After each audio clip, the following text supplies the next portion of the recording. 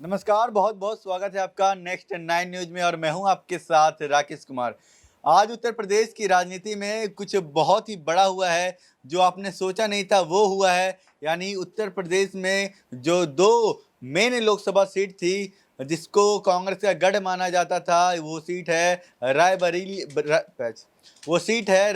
और अमेठी। उस सीट में बहुत ही बड़ा उलटफेर हुआ है, जहाँ पर कभी ये उम्मीद जताई जा रही थी कि यहाँ से प्रियंका गांधी वाड्रा चुनाव लड़ेंगी, वहाँ पर जाके राहुल गांधी चुनाव लड़ते हैं, यानी राहुल गांधी रायबरेली से चुनाव लड़ते हैं और अमेठी जो सीट है वो केएल शर्मा को दे दी जाती है और ये कहा जाता है कि यहाँ पर केएल शर्मा ही चुनाव लड़ेंगे। अगर आपको केएल शर्मा के बारे में नहीं पता तो आपको बता दूं कि वो सोनिया गांधी के चाणक्य माने जाते हैं, जिस समय यहाँ पर रायबरेली सीट ये शुरुआत से ही कांग्रेस का गढ़ रहा है और वो यहाँ के चाणक्य रहे हैं। इन्हीं तमाम मुद्दों पर हमारे साथ बातचीत के लिए यहाँ पर तमाम लोग मौजूद हैं। हम उनसे जानेंगे कि आखिर अब प्रियंका गांधी वाड्रा का अगला कदम क्या होगा, क्योंकि प्रियंका गांधी ने अभी तक अपनी सीट को लेकर कोई ऐलान नहीं किया है। तो सबसे बड़ा सवाल यही खड़ा हो रहा है कि अब प्रियंका गांधी वाड्रा का अगला कदम क्या होगा। हमारे साथ बातचीत के लिए दिनेश मौजूद है, हम उनसे जानेंगे। दिनेश, प्रियंका गांधी वाड्रा अब कौन सा कदम उठाने वाली है, क्योंकि जिस तरीके से ये उम्मीद जताई जा रही थी, ये कहा जा रहा था कि वो रायबरेली से चुनाव लड़ेंगी, लेकिन यहाँ उलटफेर हुआ है। यहाँ पर राहुल गांधी जाके चुनाव लड़ रहे हैं। हाँ, देखिए प्रियंका गांधी ने जिस तरीके से टिकट वितरण के वक्त ये कन्फर्म कर दिया था कि वह चुनाव नहीं लड़ना चाहती हैं अभी, तो ऐसे में कहीं न कहीं रायबरेली सीट को लेकर के कांग्रेस पार्टी के सामने एक बड़ी चुनौती आ खड़ी हुई थी कि आखिरकार गांधी परिवार के गढ़ को किस तरीके से बचाया जाए। और ऐसे में राहुल गांधी को चुनावी मैदान में उतार करके कांग्रेस पार्टी ने कहीं न कहीं उस सीट को बचाए रखने की यहाँ पर कोशिश की है और रायबरेली सीट से आज राहुल गांधी ने नामांकन भर दिया है। भारी भीड़ देखने को मिली, जिस दौरान पूरा गांधी परिवार, इसके साथ साथ कांग्रेस अध्यक्ष मल्लिकार्जुन खड़गे और रॉबर्ट वाड्रा भी नामांकन के दौरान मौजूद रहे। तमाम कांग्रेस पार्टी के नेता, पूर्व मुख्यमंत्री यहां पर मौजूद रहे। कहीं ना कहीं जोश का यहां पर एक नया संचार कार्यकर्ताओं में करने के लिए कांग्रेस पार्टी ने यह फैसला किया है और कांग्रेस पार्टी जानती है कि 2019 के लोकसभा चुनाव में जिस तरीके का प्रभाव नरेंद्र मोदी की कहीं ना कहीं उस कार्यशैली का था, वो अब प्रभाव धीरे धीरे क्षीण होता हुआ नजर आ रहा है और इसी आधार पर यह फैसला लिया गया है। तो जो अमेठी सीट है, अमेठी जो सीट है वहाँ पर क्या कहीं न कहीं वो डरते नज़र आए हैं यहाँ पर स्मृति ईरानी से, इस वजह से केएल शर्मा को वहाँ उतारा गया है या फिर कोई और वजह है? अमेठी सीट की बात करें तो वहाँ पर राहुल गांधी पहले ही ये स्पष्ट कर चुके थे कि गांधी परिवार के 3 सदस्य संसद भवन में मौजूद नहीं रहेंगे।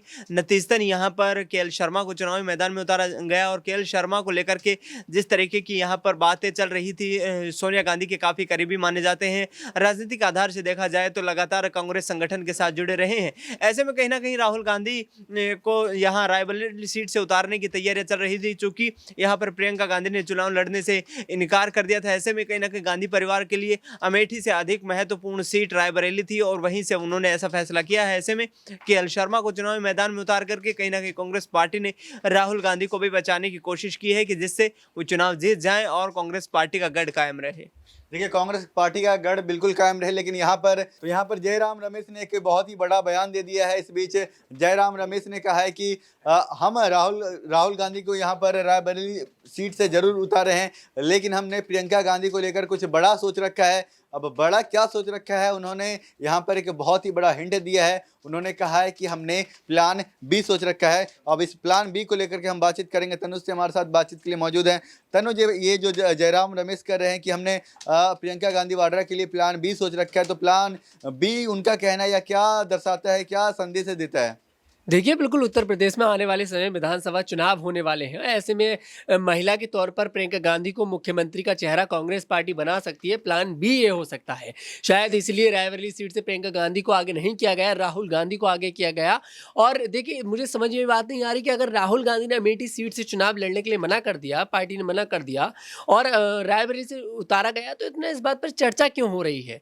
सब क्योंकि पार्टी में ऐसा होता रहता है, सीटें बदलती रहती हैं। चुनाव ये देखिए कि राहुल राहुल गांधी उत्तर प्रदेश से चुनाव लड़ रहे हैं। पहले तो बीजेपी पार्टी इसी बात पर सवाल खड़े कर रही थी कि राहुल गांधी यूपी से चुनाव लड़ेंगे ही नहीं, लेकिन राहुल गांधी यूपी से चुनाव लड़ रहे हैं, रायबरेली सीट से चुनाव लड़ रहे हैं, उस सीट से जहां से गांधी परिवार का सदस्य ही संसद भवन पहुंचता है और हमेशा गांधी परिवार का इसको गढ़ कहा जाता है। सोनिया गांधी यहाँ से मौजूदा सांसद है, इंदिरा गांधी यहाँ से जो हमारे देश की पूर्व प्रधानमंत्री थी वो यहाँ से सांसद रही, पूर्व प्रधानमंत्री राजीव गांधी यहाँ से सांसद रहे। ऐसे में कयास भले ही ये थे कि प्रियंका गांधी इस सीट से चुनाव लड़ेंगी, लेकिन ऐसा नहीं हुआ।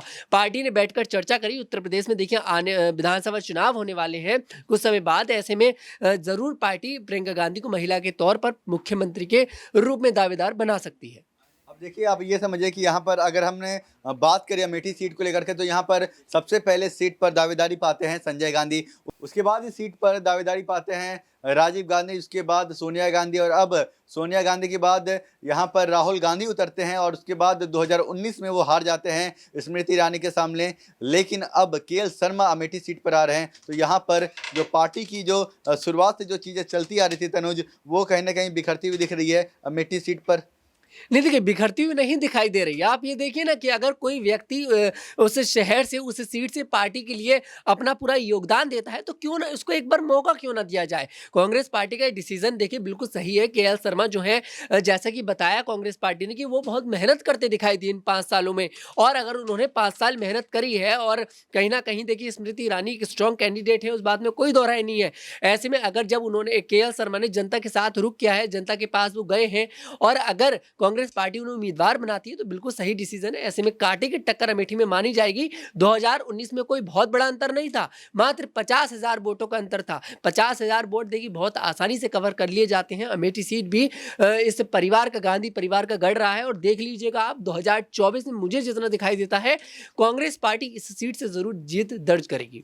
देखिए, यहाँ पर अमेठी सीट को लेकर के यहाँ पर जो सत्ता पक्ष है उनके द्वारा ये कहा जा रहा है कि कहीं ना कहीं राहुल गांधी यहाँ पर डर गए हैं, इस वजह से वो रायबरेली भाग गए हैं, और यहाँ पर उन्हें पता था कि स्मृति ईरानी से वो फिर से हार जाएंगी 2019 की तरह। अब इन बातों में कितनी सच्चाई है, वो इस बात को अगर दोहरा रहे हैं, इस बात को अगर कह रहे हैं, तो इन बातों में कितनी सच्चाई है, इन बातों के लिए हमारे साथ बातचीत के लिए मौजूद है मनीष। हम मनीष से जानेंगे कि अमेठी सीट को लेकर के जिस तरीके से ये कहा जा रहा था यहाँ पर राहुल गांधी चुनाव लड़ेंगे, लेकिन यहाँ पर राहुल गांधी चुनाव नहीं लड़ते हैं, यहाँ पर केएल शर्मा चुनाव लड़ते हैं, और यहाँ पर जो सत्ता पक्ष है उसके द्वारा यहाँ पर घेरा जाता है। कैसे देखते हैं आप इसे? देखिए, कांग्रेस पार्टी बहुत पुरानी पार्टी है देश की। अगर कांग्रेस पार्टी ने कोई डिसीजन लिया है, अगर केएल शर्मा को खड़ा किया है अमेठी से, तो कहीं ना कहीं मैं मानता हूं कि उसमें उनका वो कोई अच्छा भविष्य देख रहे होंगे। देखिए, केएल शर्मा को अगर कांग्रेस पार्टी ने टिकट दिया है अमेठी से, तो कुछ सोच समझ के दिया होगा, क्योंकि जैसे कि आपने और हमने सुना और जाना भी कि केएल शर्मा बहुत लंबे समय से कांग्रेस पार्टी के लिए कार्यकर्ता के तौर पर बहुत उन्होंने मेहनत की है, बहुत काम किया है। अमेठी सीट पर वो काफ़ी लंबे समय से, लगभग जब से सोनिया गांधी माफ़ कीजिएगा, जब से सोनिया गांधी अमेठी सीट संभाल रही थी उसके बाद से ही केएल शर्मा काफ़ी एक्टिव दिखे उस एरिया को लेकर। तो जो डिसीजन लिया गया है वो कहीं ना कहीं मैं मानता हूँ बहुत उचित डिसीजन लिया गया है, और आने वाले टाइम में केएल शर्मा शायद अगर अमेठी से जीत जाते हैं तो वो उनके लिए एक प्लस पॉइंट हो जाएगा, और कांग्रेस पार्टी में उनका कद और भी बढ़ता हुआ नजर आएगा। बिल्कुल, शायद अगर वो जीतते हैं तो यहाँ पर कांग्रेस पार्टी में उनका जो कद है वो और भी बढ़ता हुआ नजर आएगा। लेकिन यहाँ पर जो जयराम रमेश ने ये जो बयान दिया था प्लान बी को लेकर के यहाँ पर प्रियंका गांधी वाड्रा के लिए, तो उस प्लान में कितनी सच्चाई है, वो प्लान कैसा होगा, और जो कांग्रेस पार्टी अभी प्रियंका गांधी वाड्रा को लेकर के क्या कुछ विचार कर रही है और क्या कुछ वो आगे के लिए रणनीति बना रही है, ये तो देखने वाली बात होगी। लेकिन फिलहाल के लिए आप ये समझिए कि यहाँ पर अमेठी सीट को लेकर के जो दावेदारी है, लेकिन फिलहाल के लिए आप ये समझिए कि अमेठी सीट को लेकर जो दावेदारी है, यहाँ पर स्मृति ईरानी और यहाँ पर केएल शर्मा, यहाँ दोनों में काफ़ी ज़्यादा जोरदार टक्कर देखने को मिलेगा, क्योंकि यहाँ पर जो केएल शर्मा है वो भी कांग्रेस के एक चाणक्य माने जाते हैं। और अब देखने वाली और समझने वाली बात होगी 4 जून को जब इसके परिणाम आएंगे तो आपको पता ही चल जाएगा कि यहाँ पर क्या कुछ होता है। देश और दुनिया की तमाम बड़ी खबरों के लिए बने रहिए नेक्स्ट 9 न्यूज़ के साथ।